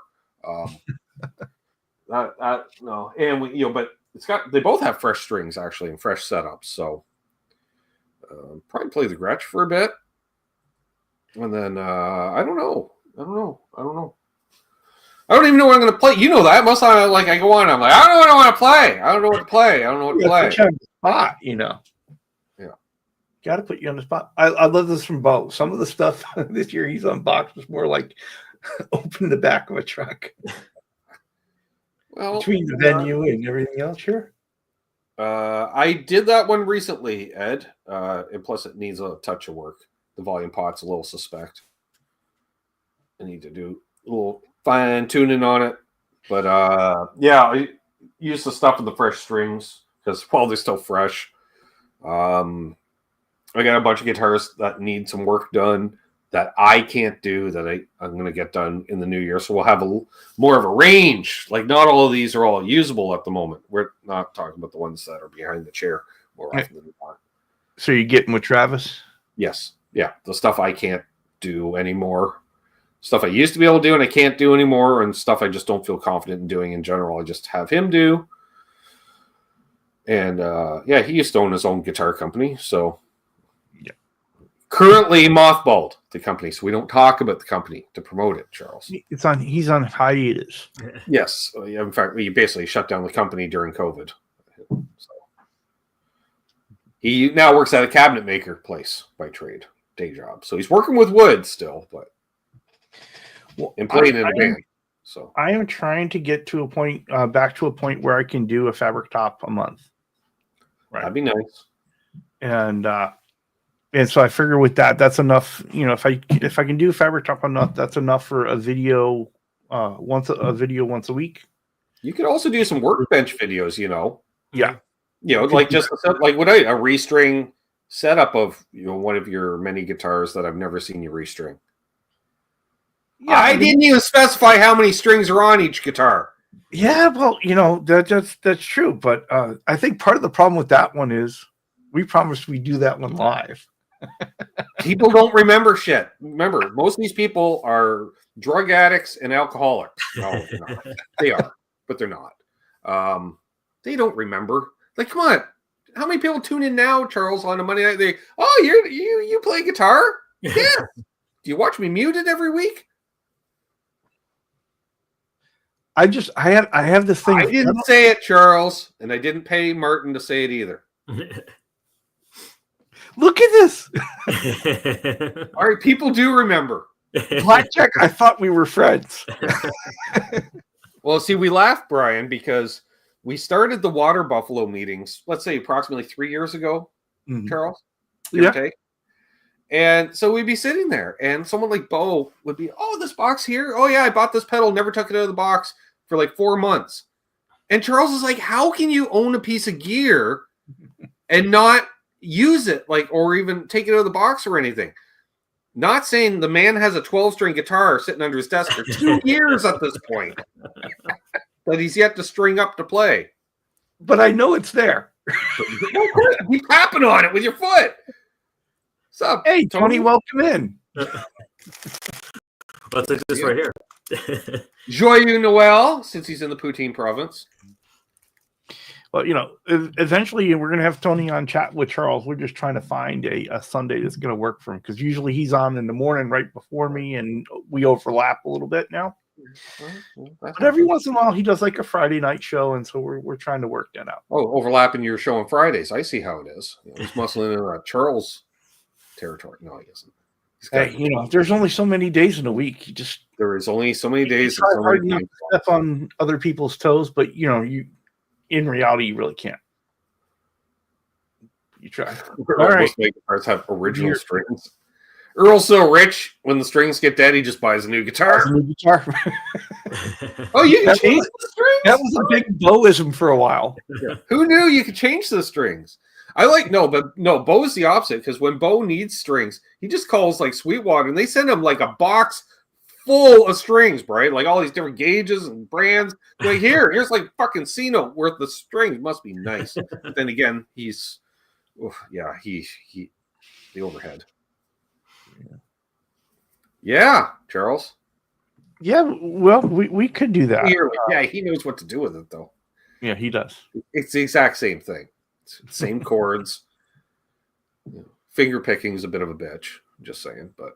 Well, see, I do. You know, I want to be on. I want to come through and do that live, like I said. But here it isn't in my mind. It's going to be that nightmare of all the stupid things happen, and you get flustered because you're trying to read the chat. You're trying to do, trying to have the. That's why we'll do it like where you can be half the screen. You can have me small off the side to keep an eye on the chat to read it off to you, and also going, you're doing it wrong. You're doing it wrong. You're doing it. Oh, okay. Now you're doing it right. All right. Or somebody asked a question, because that one of the channels that I highlighted, Guitar Quackery, now has a live that he does stuff like that, and he's got stuff on the bench, but he's got nobody that's, and I don't think anybody bothers interacting with him because he's not going to answer the question. Right. Which I see that. Like, the weirdest thing I ever see is people that go live and they don't interact with the chat, and I was like, why are you live? Just record it and upload it. Right? Yeah, you have a better time. You at least do that, and now you do it as a premiere. And if I'm watching someone and he ignores his own chat, not only am I tuning out, I'm probably not even going to stay subbed to the guy. It is the whole point of doing a live stream, to have the whole live interaction. As that person in the chat, you want to get a little back and forth. You want to be recognized, and that's really the whole purpose of this show. Meeting that guy in the chat, right? It's like, bringing it. Yeah, that's why when I asked that question about doing this on my channel, like I feel like you guys do it so much better. But that's what I like. Is you meet somebody that doesn't even have a channel. Now you put the face to the name. To me, that I love those ones the best. Actually, I'd rather do that than say like some pedal maker or something. There is. Yeah, there's a balance between doing the subject and interacting with the chat for sure. And if all you do is interact with the chat, then what you're doing, it's like really you don't have a guest as much as a co-host. Yeah. Well, and when we, to be fair, when we talked about doing the restring of that 12 string, we did talk about, you coming on and ridiculing you. I did it. Well, I thought that would have been a great. I thought it was just going to be more live commentary, like sports style. We have a play-by-play and a color man, but we got to have someone that's got to play it straight, right? Because if the color man's going to be myself and be zany or whatever. Well, he also need a toe straighter ability, though. So hey, see what he's doing right here. It's all wrong. All right, so yeah, we're gonna have to do that because I've got, the strings are sitting right here. Yeah, I just saw Steve's comment. Yep. Yeah, you bought the strings. Use them. Strings are probably stale by now. It's been so long. Yeah, well, we bought the strings. We remember, and it didn't have all the all the pegs, and so I bought a whole new set. And, right, and you overnighted them 2 years ago. Yes. So don't try going there, Charles. I'm just saying. It's been an ongoing thing. Every time Charles gets the head gets a little big, Brian, during one of his live streams, someone will just, hey, don't you got 12 string you're afraid to restring? And he's like, oh, well, thank you. And then brings it back down to earth a little bit. So we haven't found Brian's Achilles heel yet, Charles. We'll get there. It's going to reveal itself. Yeah. Earl says, "How is like on the demo? I'm 2 minutes in. Are you going to just talk about the guitar or actually play it?" Yeah. But then if you don't mention all the features, like all he did was play it. He didn't talk about any of the features. Well, I'm sorry if it takes 2 minutes to talk about the features. Well, and that's the whole thing. No matter what you do, you're not going to make everybody happy. It's just you got to do it for you, and you got to enjoy it. If you're doing it for you and you're enjoying it, then the audience is going to enjoy it. Mm-hmm. Yeah, and don't eat gummies before restringing a 12 string. Bo. Yeah, I'm looking at you, Bo. I want to come back here to Earl's comment. And he says, how is the best way for participants to recruit the facilitator's attention versus interacting with others in the chat? Super chats. Yeah. Super chat's a good way to do it. Even if you're monetized, that is, because they physically will stand out. They're a different color in the chat. They do stand out. Well, even that whole thing that Phil has you do on your chat, where you put 2 question marks before it, and it stands out from everything else, because it's like, okay, this is a question. This is something that could get me some more interaction with everybody else. I wish StreamYard or other platforms would highlight our names like it does in the YouTube chat, right? So it would stand out more. But yeah, question marks. Don't do all caps. Don't do that. The people think that's the way to stand out. You're just yelling, and it'll get you ignored. It'll get you ignored. Yeah, and I think sometimes even that gets blocked. Or if you do like 3, or you're going to get mocked by certain moderators. Yeah, because I'm like, is your caps lock stuck, Brian? You're like, no. Why? I'm like, why are you yelling? Well, I'm trying to get Charles' attention. I'm like, don't do that. That's or don't spam your question over and over in a chat.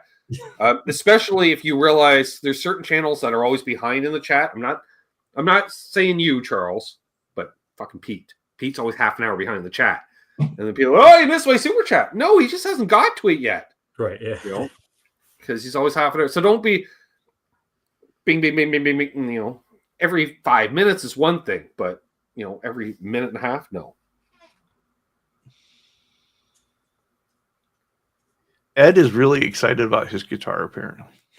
I hum Taylor Swift tunes? Oh, dear Lord. Nice. You're just humming the blues, Jim. I see what you did there, time surfing early on. And that was cool. Yep. And this is the one you were talking about? Yeah. And, I found for my niche for the demos, if you want to call it that, I just play up the personality a lot. Just amplify it on 10, like I've had 14 cups of coffee, which I have. Earl, it's a good idea. If you're doing a live stream and you want the chat to interact in a certain way, you can do that. And there are a lot of channels that have done that, where you at the beginning, also, okay, here's kind of the rules for it. But you've always get those people that come in later and don't see it or don't pay attention to it. So, but it does help when you do it. Oh, Brian's got a question. Brian has a question. Oh, from Addicted Gear. Are you a Strat or Les Paul guy? Yes. Exactly. That's the right answer. I don't own a Les Paul. I have a fake Paul, a Fesley, but I did have a Les Paul. So I've gone like years and years off and on again playing. And whenever I had Les Pauls, I wanted Strats. And whenever I had Strats, I wanted Les Paul. So now I just realized that I just want every guitar out there. Eddie Fay calling out Michael Crows. That's so zen. That's so zen, Eddie Fay. It is. And apparently Ryan says, I'm always getting chewed out by Ben before some reason or another. Well, Ryan, there are times where you can kind of clog up a chat because you refuse to say hi to more than one person at a time. So but yet still need to say hi to every single person in the chat. So it can get to a point where you're looking and every third comment is you saying hi to somebody, which questions can get lost in amongst the emojis and stuff. Not chewing you out. You should try to wait. You can say hi to more than one person at once. He has been better about that. He has. Yeah, I love this. Matt says, I just realized I made a channel, posted a few things, and just got sucked into the community and made a ton of new friends. I should start posting again. Well, that's the other thing. People will say, hey, what's your channel name? It's fucking screen name. You're reading it right now. And everybody has a channel. They go, I don't have a channel. Yeah, you do. If you have an account, you have a channel. You just don't have any content on it. All right, Salah's got a question here. He says, I have the dumbest question ever. Is it harder to learn a song from a left-handed guitarist like Tony Iommi? Not at all. Actually, sometimes it's easier because you can literally mirror what he's doing. Because I only watch the person's left hand, or in this case, Tony's right hand. I only watch the fretting hand whenever learning a song because I find for me the easiest way for me to learn a song is to find somebody playing the song and just watch them play it. Blanket hellos. That's why I went down to the yo with as many people that say hey to me. Yeah. I say hey back. Yeah. Which is, I don't know if that's a YouTube thing, Charles, but I find if you reach a certain channel size, you can obviously go out and say hey to people, but it's kind of you allow them to say hey to you first, which is what I'll do. Or you can do just a hey everyone, but I think you need one of those check marks next to you to have channel size like 100,000. You go hey everyone, and it's okay. Well, Timothy says that when coming up with content, he goes over the features of a guitar, explaining what he did to mod and demo it, and he reads to watch build, repair, and mod videos because you can do it. Mm-hmm. Yeah. Not rocket surgery, folks. Although, I should say it depends on ergonomics. Like I used to, like you say, Charles, with people like learn to solder, or I like to watch Ben's. How frustrating it is when I used to be able to solder to military spec. Yeah. And teach military members how to solder. It's all gone. It's one of those things where if you don't regularly do it, that makes it harder. And then when you have things going on with your hands that don't allow you to do it, Yeah, like I probably have some carpal tunnel issues, but I'm not going to get the surgery or anything like that because that's a scary thought for guitar players because I've seen both ways where guitar players were able to regain better playing after the surgery, and then I've seen where they've never played again because they could only play to say 50% of what they used to be able to do, Charles, and it got too frustrating, so they just gave it up altogether. Yeah. And I'm like, so I just work with the limitations I have. I'm interested. I'm going to go check out Timothy's channel after the show. I think so too. I like doing that too. People are surprised the channels I watch. Don't be surprised if you're putting out content that I'm probably going to check out the channel.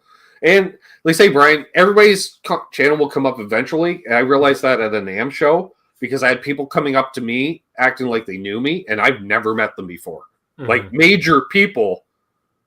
And, I'm thinking of a certain drunken female. We won't mention her name, but she comes up, hey, where is this person? I'm like, first of all, pleasure to meet you. Second of all, how do you know I know them?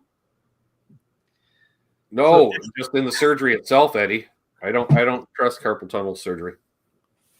I actually prefer even more of the smaller channels in a sense, especially when they're doing like a regular review on a Fender or Gibson, or even these budget guitars, because some of these guys, they're getting paid to say like this thing is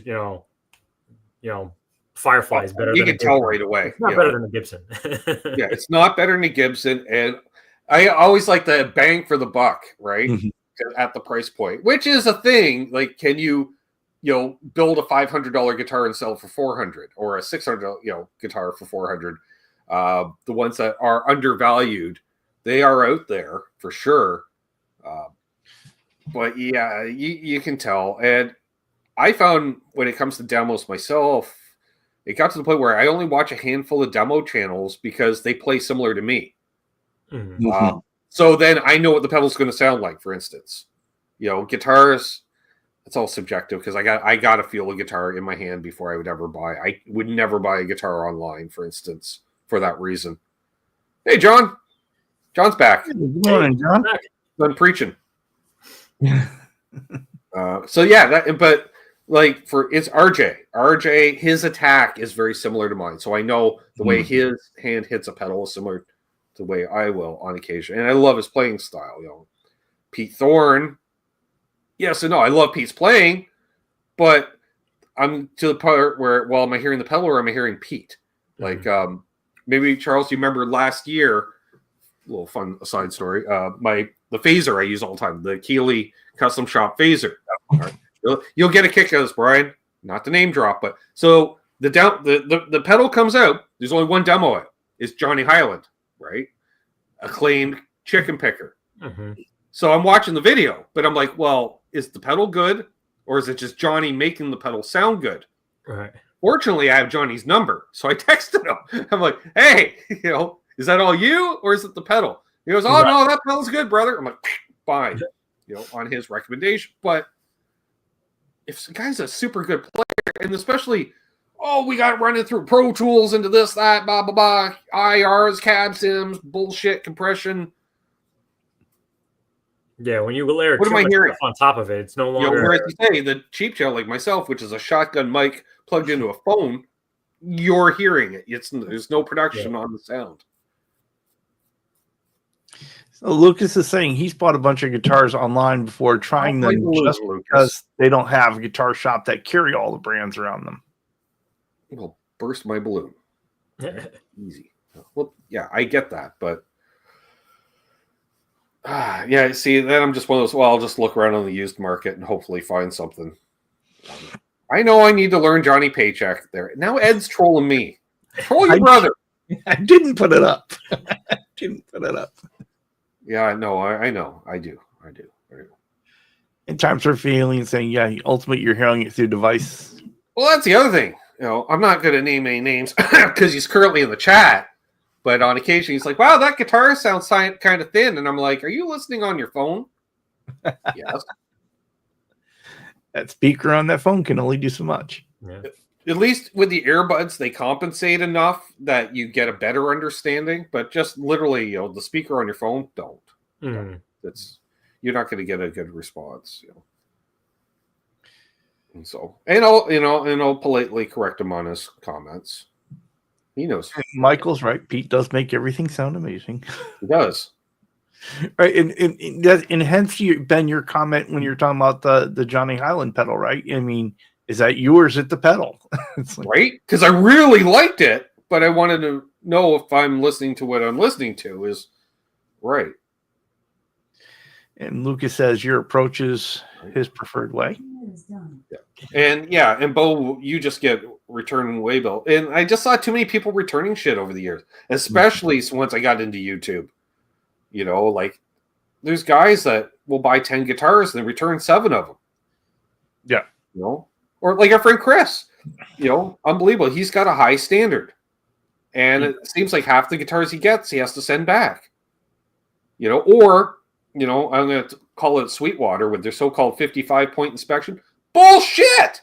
The amount of people I see that get, the guitars have damage, or finish flaws, or this and that, or that get returned. The amount of stuff getting returned to Sweetwater is ridiculous. That there's no way in hell they have a 5-point inspection, let alone 55-point going through every guitar.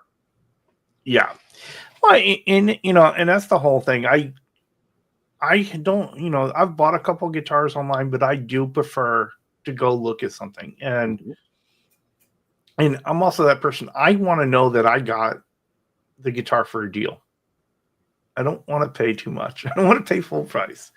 That's why I don't buy. Very rarely do I ever buy a new guitar, because retailers can't negotiate new prices anymore, because everything's at MAP already, which is minimum advertised pricing, folks. For those who don't know, so at best you're going to get as a tax-free sale, stuff like that. You will see, whereas they're going to eat the tax to give you a deal, but which is okay, because here, for instance, sales tax 13%. So you're.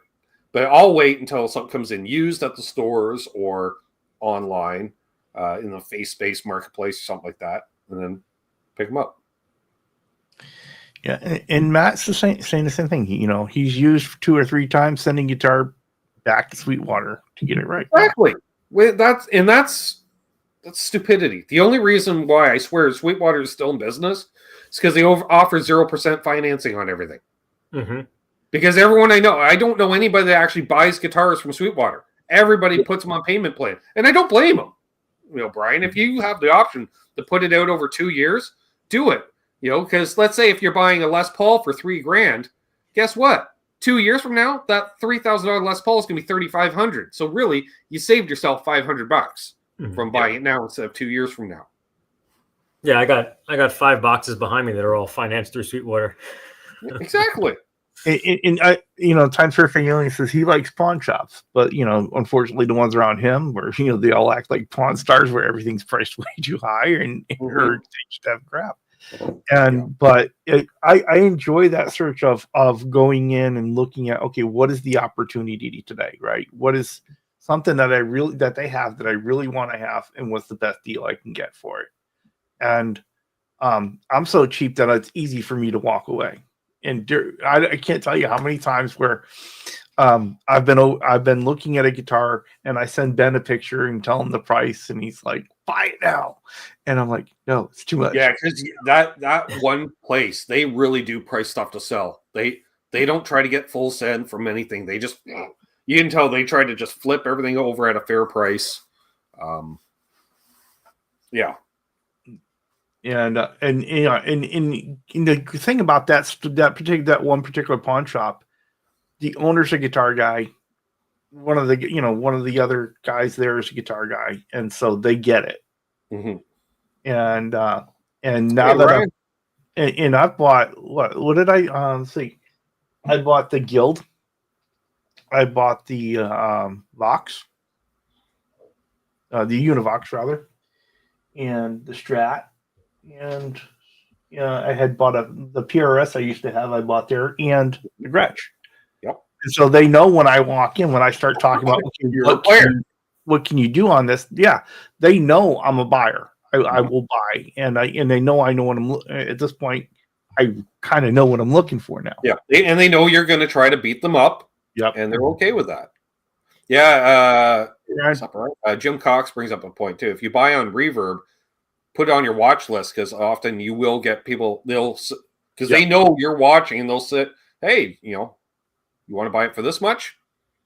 Yeah, that has worked for me before too. Watching something on Reverb. As long as you don't mind buying online. But when I hit Reverb, I'm usually looking at parts. I'm usually not looking at a whole guitar. Yeah. Or I'll quite often use Reverb, but you can narrow your search. So first I'll narrow it to just places in Canada, and then from there, I'll just look. And if it's an Ontario store that's only a few hours away, $100 in gas, you can still drive a good road trip for $100 in gas, which is going to be the cost of shipping a guitar to you. Right. So if they don't offer free shipping, it's like, $250 shipping. All right, well, right there, if I'm interested in the guitar, equate that to gas. I mean, you spend less money in fuel to get there and back than what shipping costs. Plus, you make a day out of it. Who doesn't like a road trip? I think the most fun I've ever had on a deal. Who doesn't like road trips? People that don't drive. People that don't drive. It's a long walk. The best, the deal that I enjoyed the most out of all this is has to be the Gretsch pen, right? Because I looked at it the first time, I said, okay, this is what I want to pay for it. And they looked me in the eye and they said, we will never sell it for that price. And then they did. And so I waited, and then I waited, and I waited, and I don't know if it was just time of year Killing me. or what, but so I walked in one day, and I was like, so is he ready to take $350 for it or not? And I wasn't. It was like 15 months, Brian, and he's killing me. He goes, "Oh, they're offering it for this." I'm like, "That's $200 below the value." And he's, "Nope, my price is $350." I'm like, "It's a $500 guitar minimum, Steven." "Nope, only gonna pay $350." And then, eventually they wore him down. And then, but where's that blue Gretsch back? Oh, right, because you waited too long because it was a deal, but it wasn't your deal. And you lost out. In the blue Gretsch, the price was fair, but they wanted $1,700 for it, and I didn't have $1,700, and that was as much if I would have been moving to Canada for sure if I came home with that one. Yeah, road trip is only fun with the right company. This is true, Martin. Right? This is true. And Time Surfing Alien says his best deal was person to person with Marketplace 2011 Epiphone Special 2. Custom shop, hard case, $165. The hard case is worth $100. Mm-hmm. Yep, nothing wrong with that. And Michael Cross says his local store doing 20% off new, 15% off used for months. This that was the Jazzmaster purchase. That's the Jazzmaster. Why, thank you, Wayne. Yeah, Wayne's also and folks that were calling themselves cheap, it's not cheap, it's cost effective. That's the fancy cost effective, folks. Martin does drive the That's right. There's got to be a Buc-ee's along the way. It's a good way to know what that is. Okay, so Buc-ee's is like picture if Walmart was a gas station. Okay, so you've got more gas pumps than God out there. Right. And then you go inside, and it's huge. It's like a full-size Walmart. You got everything from knickknacks and T-shirts and cold snacks. Like a Love's. Love's is that way. Yeah, but huge. With the cleanest restrooms you've ever seen in your life. Love's is pretty clean. It is an event to go. You could buy grills. You can buy all. I mean, it's because you need that during a road trip. More stuff, retail. Oh yeah, but it's out of control.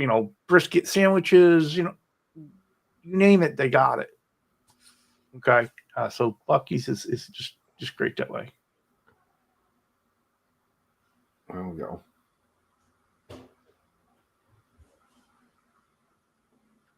I don't know what Ryan's saying there. That seems a little off, Ryan. You want to reword that? I'm not. What? Which? Okay, I'm a little bit behind, maybe. Yeah.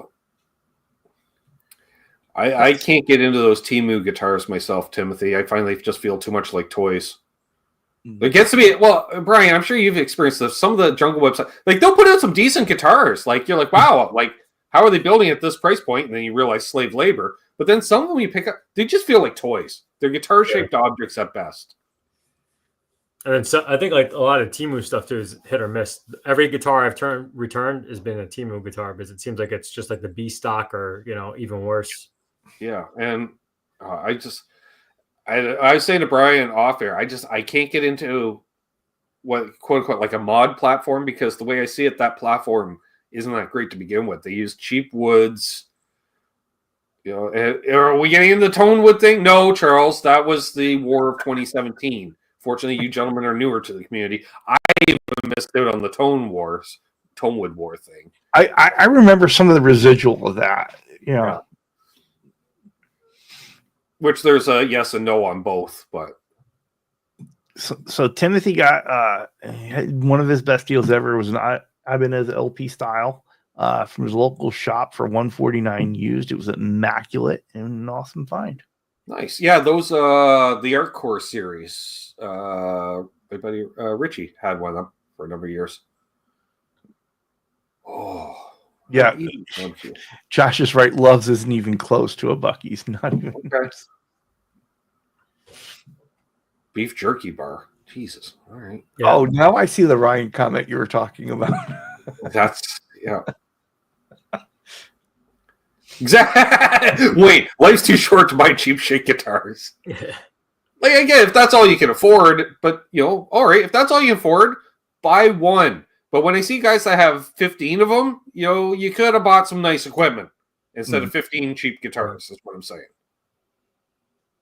I have checked out Sire Guitars, Earl, the cheap guitar is like a good platform to show you what you want to get. Like, if you get a cheap Les Paul, you find out if you like Les Paul bodies, but then go for a Gibson. Yep. That's like I say, like the little multi-effects units. It's a great idea to give you an idea of what a chorus pedal sounds like, but it's not good. It's not a good chorus, but it at least gets you the idea, and that's how you end up with. Or when I was playing my Amazon guitar that was a gift from a buddy there a week or two ago, Brian, it was holy crap! I might have to snag one that sounds good. I'm going through a bunch of boutique pedals into two tube amps. Yeah. Right. Yeah, guess what? We can plug anything from Temu into this, and it's going to sound amazing. Exactly, yeah.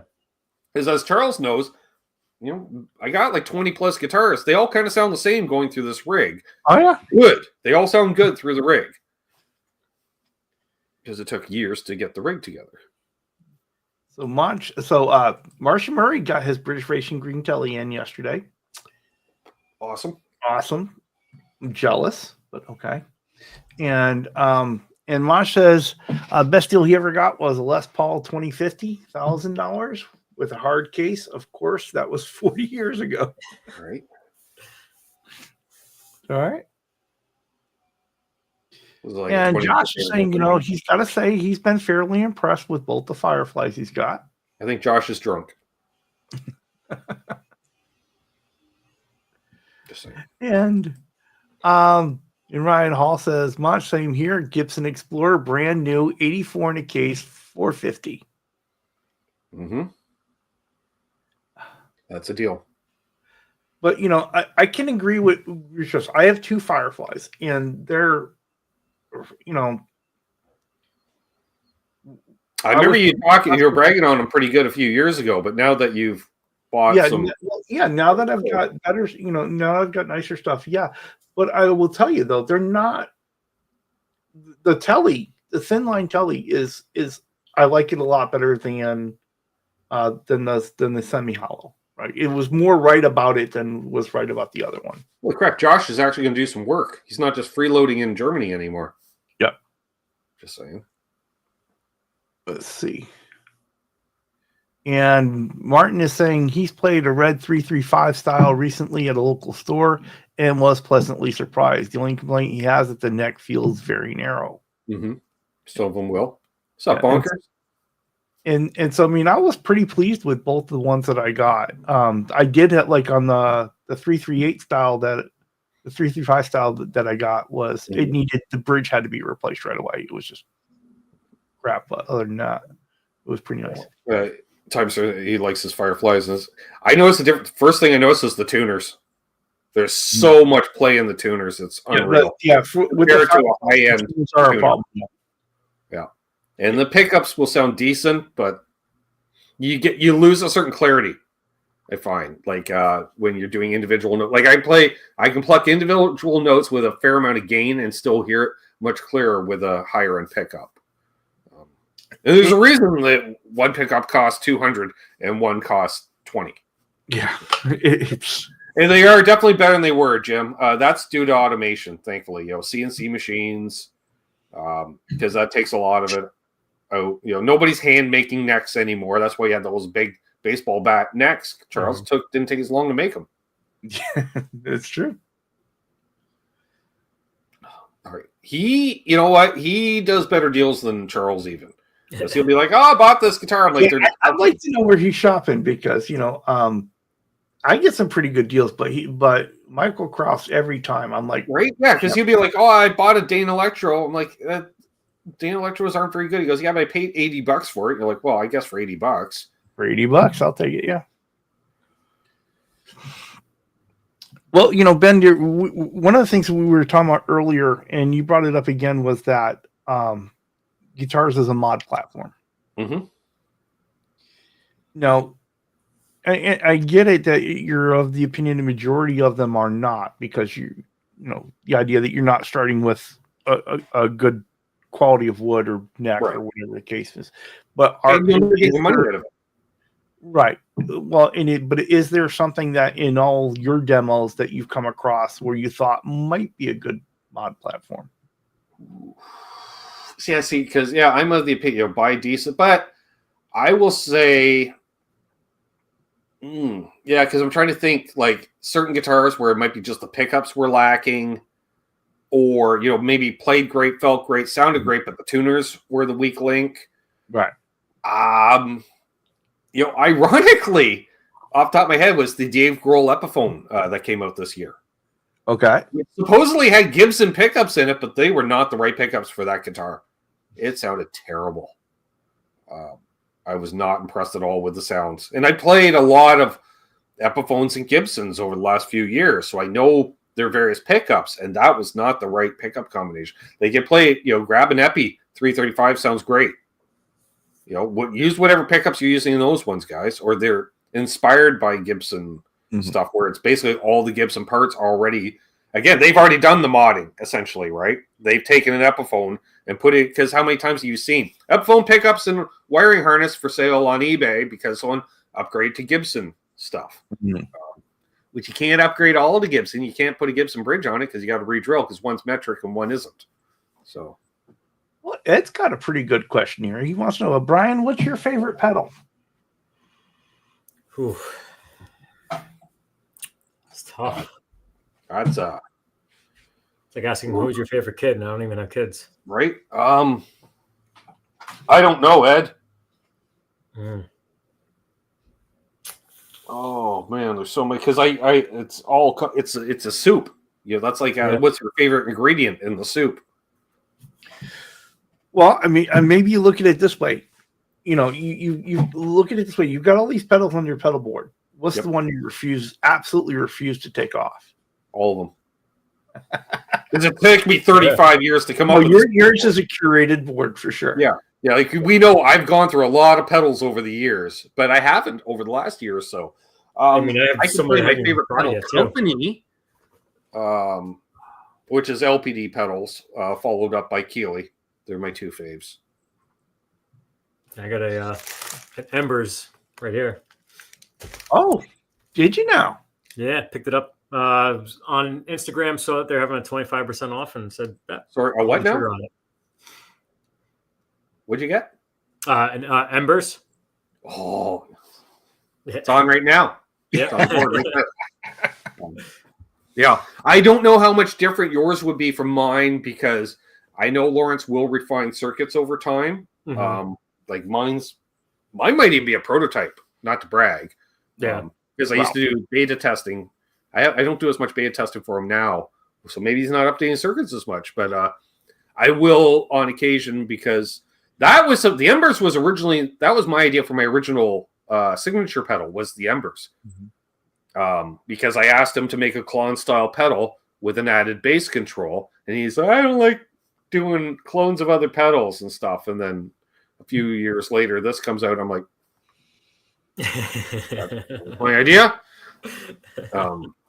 So we used a different pedal design for my signature pedal through him, which is no longer available. But Charles has one. I have one. Yep. I'd show it, but mine's actually upstairs in a curio case. Because I got these curio cases. Charles knows, mounted to the wall, you put like some little figurines or something in them, Brian. I don't know. Like it's like a pulse bounce, but it's a display case. I put pedals in it after my parents passed away. So I just have pedals in mine.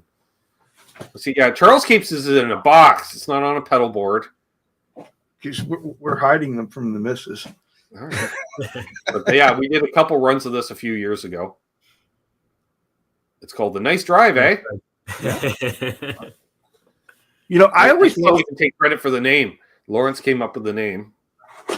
But I think it's fair to say that, well, at least from my point of view, from watching your channel all these years, that you are really particularly inclined to that Dutch.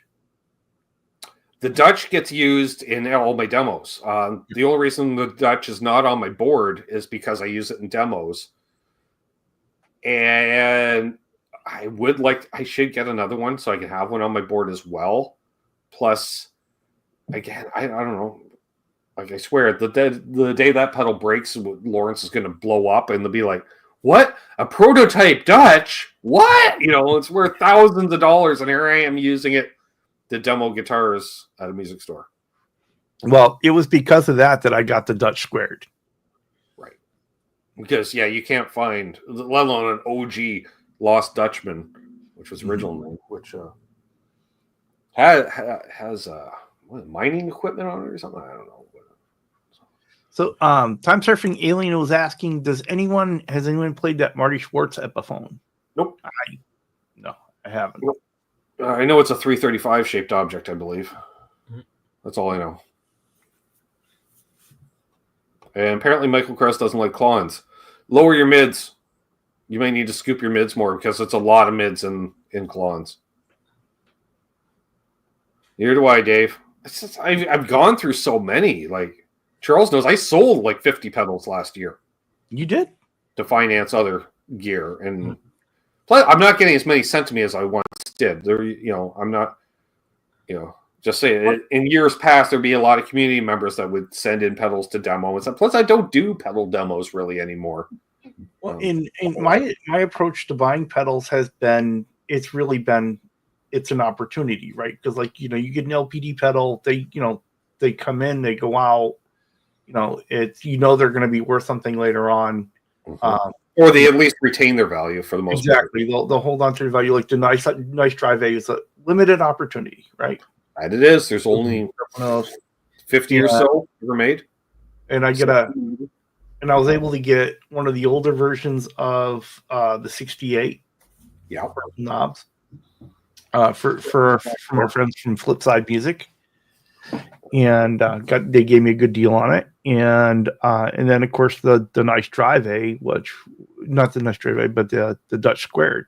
I was like, okay, I don't know how I was like, okay, I've been wanting a Dutch. I've been hearing Ben talk about this pedal forever. And so I'm going to get this one because I don't know if it's going to disappear. Well, but half the time I'd use it on a live stream, you're like, what pedal are you using? I'm like, that's the Dutchman. You're like, I need one of those. I'm like, yeah, everyone does. So, yeah. It's a great mild overdrive that works with any kind of amp. I found I can plug it into a Marshall, Fender, Vox. Doesn't matter. Mm-hmm. Sounds good for anything. Exactly. That's why I take it with me to do demos. Yeah. And it can run off battery. And Timothy says the Boss SD1 will never leave his pedal board. And the other one that is going to stay on his pedal board is that Electro Harmonix Soul Food. Ooh, nice. Yeah, I used to actually, a Soul Food was my second foray into a Klon style. They call it a transparent overdrive. It's their take on a Klon. I bought the Crayon, which is the same thing with an added bass control, because Rich, being the other guitar player in the band, was using a Soul Food at the time. And then I bought his Soul Food to use as a lead boost. So I was basically boosting a Klon with another Klon. Mm-hmm. All the mids. Mm-hmm. Worked though. Oh boy. Jerry says, I have my own signature pedal called the Nice Fabric Top Chuck. Yeah. He's always good for one. Yeah. Well, it is. I cannot believe this, but it is. Yeah. You remember we're going to end half an hour ago? Yeah, we were going to, but they're not leaving. We had Ed, what's go-to guitar? It really depends on my mood, Ed. There's so many different ones to choose. Hey, Andrew. New name in the chat, I believe. So Andrew won a full tone OCD, right when another good pedal. Our friend JJ of the House of Jams, that's his deal. Full tone OCD. He bought all the versions. He had all 7 versions to figure out which one he liked the best. Yeah, Dashley Dave says a fabric pop pedal is not a bad idea. It's been discussed with Lauren from LTD pedals, no less. Mm-hmm. And we just kind of got lost in communication here, but.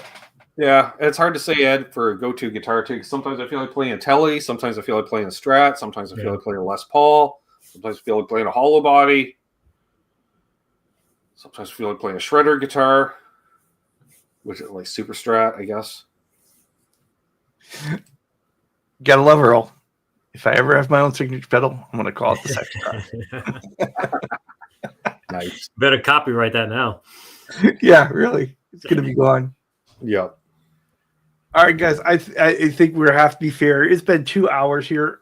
Brian, Ben, I want to thank you both for coming on. Everyone, thank you for being with us today. Honestly, the fact that everyone stayed with us after that half hour, I was like, well, how can we stop?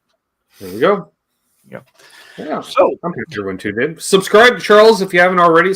You're watching at the 2 hour mark. Yeah. Do it. By now. You better do it. All right. So Brian, what's your next video coming out? Tomorrow, yeah. Yeah, it's one every day. 12 days of Christmas, Charles. Daily. I said what, not when. Oh. But I was gonna let it go. Okay. Sorry. Way to be, Brian. Who, what, where, when now? Answer the freaking question. So what's the title for the one tomorrow? Oh, it's next was top 5 female. Top 5 female. There you go. And so make sure you guys go through the rest of the day. That Pete Thorne guy is going to be on at some point. OU812 is going to have their great Sunday jam. So make sure you catch that at 3 hours from now. 5 p.m. Eastern. Yep. 4 if you're in the middle position. 4 if you're in the middle position like me. And this Ben Coombs guy is going to have his 6,000 sub celebration. And with a panel of 6 people, probably. A panel of 6 people. And before we know it, Brian's going to be at 1,000. He will, probably by the end of the week. Probably by the end of the week. Yep. Seems like it. Yeah. Thank you. I remember when your channel was the same size as yours, Charles, and then he's. I don't know. Yeah. See, he's not mimicking me. You are. See where the problem is? Be like Brian. Don't be like Ben. Be like Brian. Put out content. Put out good content, and you're going to get there. Use your edit button. That's right. I don't know. All right, folks. Enjoy your guitar journey. Thank you for being part of ours. We'll later tonight and around the YouTubes. Cheers, folks. Happy holidays. Happy Yule. The OG holiday this time of year. There you go. Shout out to all.